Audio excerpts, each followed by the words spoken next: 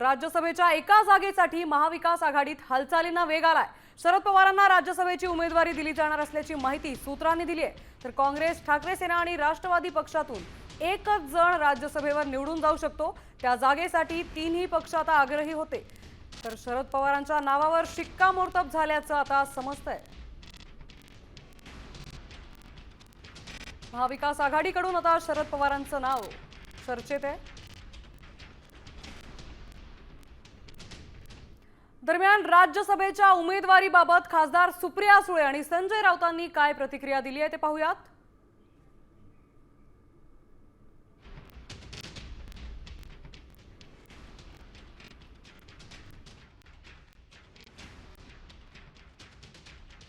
सगळ्यांचाच आग्रह आहे आणि हे खरंच म्हणजे भाग्य आमचं की महाराष्ट्राच्या मायबाप जनतेचं प्रेम आहे आणि आमचे सगळे सहकारी पदाधिकारी सगळ्यांची इच्छा आहे की आदरणीय पवार साहेबांनी राज्यसभेवर जावं।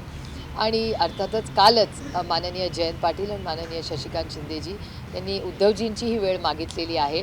माझं काल संध्याकाळी बोलणं झालं नाही, त्याच्यामुळे भेट झाली का नाही माहिती, पण मी काल स्वतः अनिल देसाईंना आणि संजय राऊत साहेबांना विनंतीही केली या विषयाबद्दल की आदरणीय पवार साहेबांना सगळ्यांचीच इच्छा असेल तर आपण सगळ्यांनी एकत्र मिळून आदरणीय पवार साहेबांना सगळेच मिळून आपण राज्यसभेवर जाऊया अशी विनंती आपण सगळे प्रेमाने करू। प्रत्येक पक्ष हा आमचा उमेदवार जावा, आपला उमेदवार जावा म्हणून आपलं मत व्यक्त करतो, पण शेवटी जाणार एकच उमेदवार। आता तो एक कोण, ह्याच्यावर तीन पक्षामध्ये चर्चा। मुळात शरद पवारांची उमेदवारीवरती चर्चा होईल ना महाविकास आघाडीमध्ये। शरद पवारांसारखा ज्येष्ठ नेता या देशातला